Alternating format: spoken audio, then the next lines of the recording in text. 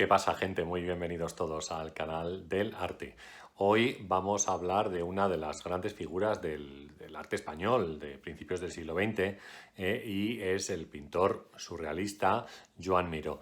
Pero no vamos a centrarnos en la etapa principalmente, digamos, de primeros años 20 de Joan Miró, sino que lo que vamos a hacer es hablar de la vida y de la influencia de Joan Miró después de la Segunda Guerra Mundial. Ya veremos cómo la influencia es bastante grande, la que ejerce en diferentes artistas españoles y bueno, pues algunos de los cuadros que él realizó en esa época también los podremos ver en este vídeo. Para ello nos vamos a basar en un par de libros que yo quiero enseñaros también.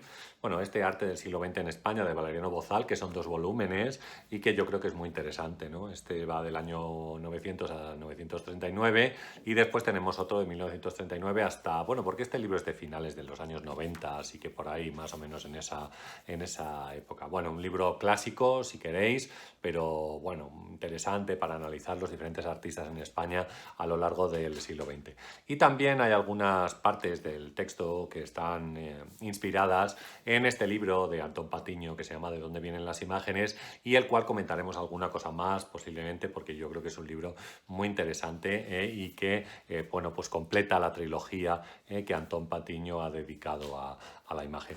Así que venga, nada más, comenzamos.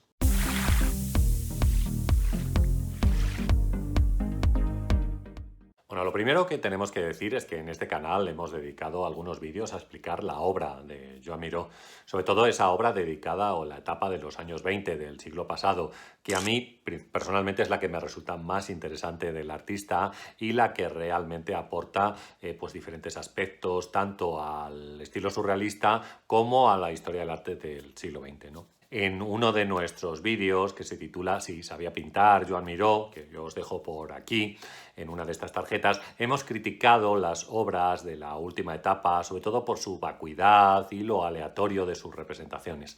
Es decir, hablamos de las pinturas en azul principalmente, que hoy también vamos a comentar. Pero me gustaría que diéramos una vuelta de tuerca a las obras que Miró realiza a partir de la Segunda Guerra Mundial, sobre todo en esta última etapa de su vida. Y quizás lleguemos a comprender un poco mejor tanto este último trabajo como la influencia que representa en diferentes artistas. Durante los años de la Segunda Guerra Mundial, Miró está a caballo entre Palma de Mallorca y Barcelona. Y además es un artista ya reconocido. En el año 1941 le hicieron una retrospectiva en el MoMA de Nueva York. Resulta algo un poco extraño que un pintor de su fama decida quedarse en España después de la Guerra Civil y durante la dictadura de Franco. Dalí regresó a España en el año 1947, quizás más que nada para llamar la atención y ser diferente si le asociaban con el régimen de Franco. No es la primera vez que el lampudanés pues, hacía este tipo de performance. Durante los 7 años que Dalí pasó en Estados Unidos, realiza acciones parecidas casi a diario. Pero eso no sucede con Miró, ¿no? La primera exposición en España después de la Guerra Civil de Joan Miró no tendrá lugar hasta el año 1949. No hablemos además de su primera retrospectiva, que en España no tiene lugar hasta 1968, cuando el propio MoMA de Nueva York ya le había ofrecido otra retrospectiva y además él había realizado diferentes antológicas en museos europeos. Da la impresión en estos primeros años después de la Guerra Civil que el pintor es más apreciado fuera que en su propio país, ¿no? Claro, además que yo creo que el régimen de Franco no se había dado cuenta del potencial que significaba la difusión del arte patrio en el exterior, ¿no?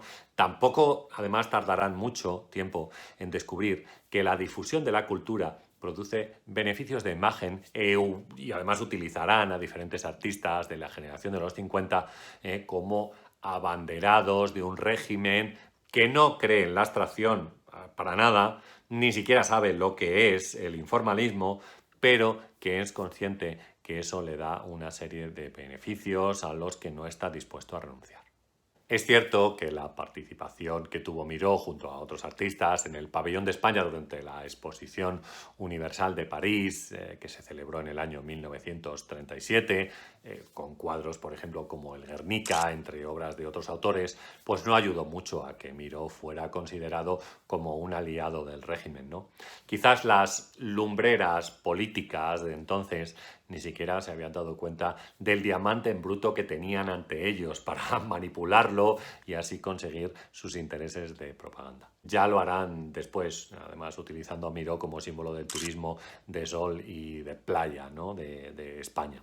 Pese a este aislamiento, Miró ejerce una gran influencia en artistas jóvenes que empiezan a trabajar a finales de los años 40. Uno de los más conocidos es Antoni Tàpies, ¿no? que acudió a visitar el estudio de Miró junto a otros artistas como por ejemplo Joan Brossa, Joan Ponch, Arnau Puig, Luis Riera. Tàpies relata cómo fue ese encuentro y nos dice: en este primer contacto, Miró me pareció difícil, huraño, y hasta me resultó violento preguntarle alguna cosa, porque él, con su reserva habitual para los desconocidos, que ahora comprendo perfectamente, parecía que no quisiera hablar y contestaba con monosílabos o simplemente con un gesto. Cuando fue a buscar su primera pintura, el taller estaba vacío, con todos los cuadros vueltos al revés. Fue una buena experiencia para mí contemplar lo que era un verdadero taller, y el taller del pintor más grande de nuestro país y de una generación dispersa por el mundo. Todo lo absorbí, continúa Tàpies, con una devoción casi ridícula. No serán, pues, los únicos que reciban influencia de Miró, sino que otros muchos artistas van a seguir los pasos del maestro surrealista.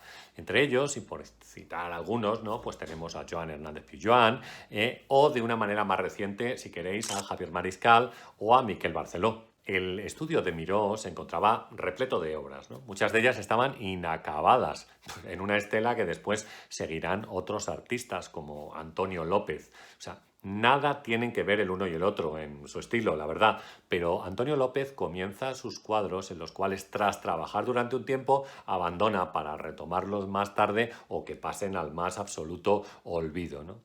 En la película de Víctor Erice, realizada en 1992 sobre el modo de trabajo de Antonio López, que se titula El sol del membrillo, se aprecia perfectamente esta manera de hacer, parsimoniosa, apreciando el deterioro del árbol y la evolución de la vida, para finalmente abandonar la obra. Por tanto, cuadros inacabados es lo que Miró tenía en su estudio.